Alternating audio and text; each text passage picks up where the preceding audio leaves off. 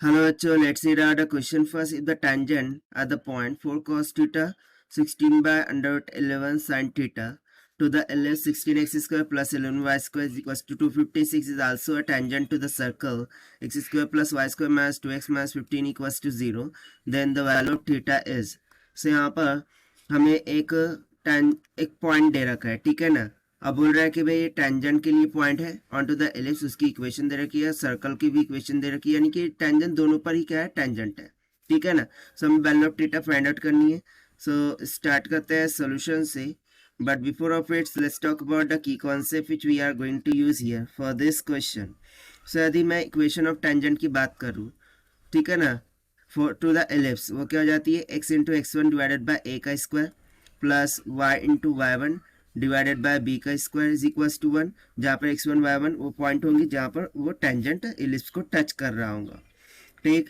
सो इस कंसेप्ट का हमें यहाँ पर यूज करना होगा। सो स्टार्ट करते हैं हम यहाँ सोल्यूशन से। तो सबसे पहले मैं इक्वेशन ऑफ सर्कल को देखता हूँ। So that is x square plus y square minus of 2x minus of 15 is equals to क्या दे रखा है, 0 के इक्वल। सो यहाँ से हम क्या करते हैं, इसका सेंटर और रेडियस फाइंड आउट कर लेते हैं। सो इसको मैं लिख सकता हूँ एक्स स्क्वायर माइनस का 2x और मैं +1 का एडजस्टमेंट कर रहा हूँ, ठीक है। प्लस में वाई स्क्वायर और -15 हो जाकर +15, और जैसे कि मैंने इधर +1 का एडजस्टमेंट किया है तो इधर भी +1 करना होगा। सो ये तो बन गया एक्स स्क्वायर यानी कि x माइनस ऑफ 1 का whole square a minus b का होल स्क्वायर फॉर्मूला, ठीक है ना। प्लस में y square is equal to ये हो जाएगा 16। So this will become, so यहाँ से मैं क्या बोल सकता हूँ कि जो सेंटर ऑफ द सर्कल है वो तो यहाँ से निकल के आ गया 1,0 के इक्वल, और जो रेडियस है तो ये 16, ये किसका स्क्वायर, 4 का स्क्वायर, यानी कि रेडियस निकल के आ गया 4 के इक्वल। इतना क्लियर हो गया। सो फ्रॉम हियर अब हम सॉल्व करेंगे इक्वेशन ऑफ एलिप्स को। सो इक्वेशन ऑफ एलिप्स क्या दे रखी थी, 16 एक्स का square plus L1 of y square is equal to 256। So divide कर देंगे 256 से। सो ये हो जाएगा x square by 16 plus L1 y square by 256 is equal to 1। So ये बन गई equation of ellipse on comparing.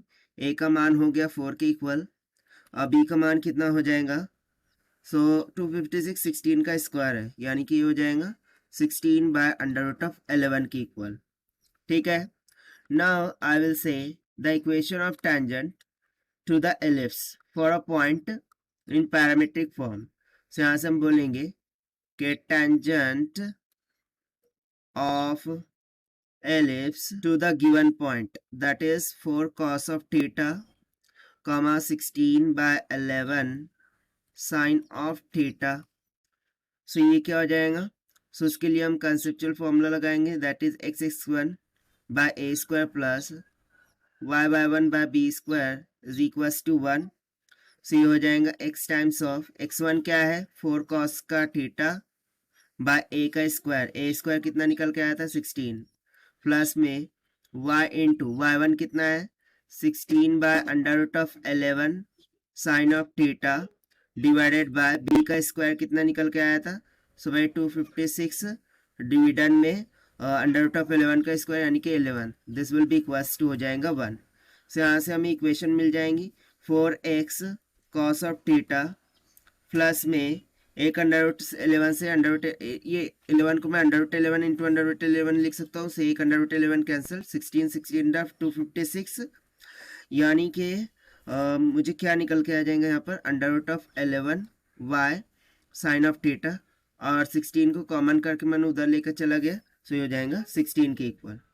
Now if you see that, so since we know कि जो डिस्टेंस फ्रॉम सेंटर टू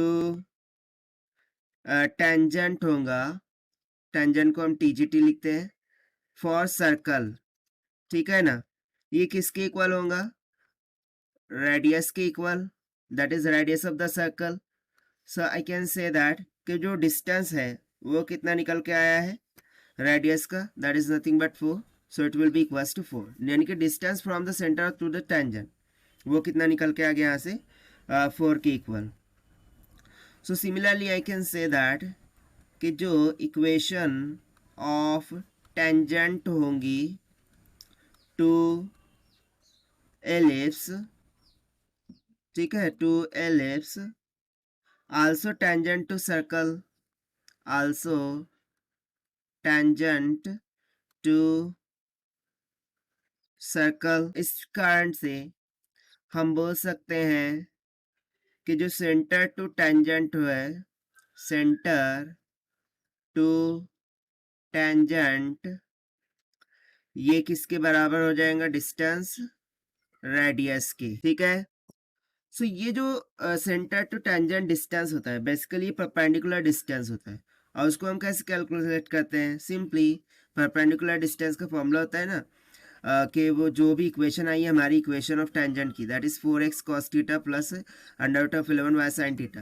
तो यहाँ पर हो जाता है 4 cos ऑफ थीटा और y की टर्म हो जाएंगी 0 एंड माइनस का 16, ठीक है, और डिवाइडेड बाय x के टर्म की होल स्क्वायर प्लस y के टर्म का होल स्क्वायर, यानी कि 16 हो जाएगा, ठीक है ना, 4 का square 16 into cos square of theta plus में अंडर रूट ऑफ 11 का होल स्क्वायर कितना हो जाएगा? 11 और साइन स्क्वायर ऑफ थीटा। और ये टर्म हमारी किसके इक्वल हो रखी है? रेडियस। सो रेडियस कितना निकल के आया था? 4 के इक्वल। सो यहाँ से देखिए 4 से 4 कैंसिल, सो हमें मिल जाएगा कॉस ऑफ थीटा, ठीक है ना, माइनस का 4 4 16 डिवाइडेड बाय अंडर रूट में हो जाएगा 16 cos square of theta plus 11 sine square of theta is equals to 1। ना squaring on both side, so हमें इक्वेशन मिल जाएंगी कॉस ऑफ थीटा माइनस 4 का whole square, this will be equals to, और ये उधर चले जाएंगे, रूट स्क्वायर कैंसिल हो गया, सिंपली हो जाएगा 16 cos square theta plus 11 sine square theta. इसको a माइनस बी के फॉर्मूले से ओपन करेंगे, सो हो जाएगा cos square of theta plus 4 का square 16 minus 4 two 8 cos of theta is equals to 16 cos square of theta plus 11 sine square of theta. So इसको further simplify करते हैं यहाँ से, सो क्या हो जाएगा? This will become 4 cos square of theta plus में 8 कॉस ऑफ थीटा माइनस का 5 इज इक्वल्स टू 0। क्या किया है? सभी के सभी टर्म्स को एक तरफ लेकर आके 16 में से इसको सब्सट्रैक्ट किया है, बस वही सिंपल यहाँ से कंसेप्ट हमने लगाया है, ठीक। एक्चुअली कैसे? सो देखिए यहाँ से मैं एक और स्टेप आपके लिए लिख देता हूँ कि cos square of theta plus में 16 और माइनस में 8 कॉस ऑफ थीटा था, ठीक। सो ये हो गया 16 कॉस स्क्वायर ऑफ थीटा, और मैं साइन स्क्वायर थीटा को क्या लिख सकता हूँ? 1 minus cos square of theta, ठीक है। सो ये 11 माइनस का और ये 1 क्या हो गया? कितना हो गया? 11 प्लस 1 12, 16 माइनस 12 कितना हो गया? 4। आप समझ में आया आपको? 4 कॉस स्क्वायर थीटा कहाँ से आया? प्लस में 8 कॉस थीटा माइनस 5 कॉस 0। अब इसके हम फैक्टराइजेशन करेंगे, सो ये हो जाएगा 2 कॉस ऑफ थीटा प्लस में 5 and 2 cos of theta minus का 1 इज इक्वल्स टू 0। सो एक हमें वैल्यू मिल जाएंगी cos of theta equals to -5/2, और second value of cos of theta will be equals to 1/2। So minus value तो valid नहीं है, सो सिंपली जो कॉस ऑफ थीटा की वैल्यू हो जाएंगी वो 1/2, यानी कि theta will be equals to cos inverse of 1/2, और ये कब होता है? प्लस माइनस 5/3 पर, ठीक है। सो यहाँ से हमें एंगल कितना निकल के आ गया? प्लस माइनस 5/3 के इक्वल। यही हो जाएगा हमारा आंसर फॉर दिस क्वेश्चन, जो कि हमने सॉल्व किया है by using the concept of tangent equation. Now let us take the options. So option C will become correct. So this is the required solution. I have understood well. Best of luck. Thank you.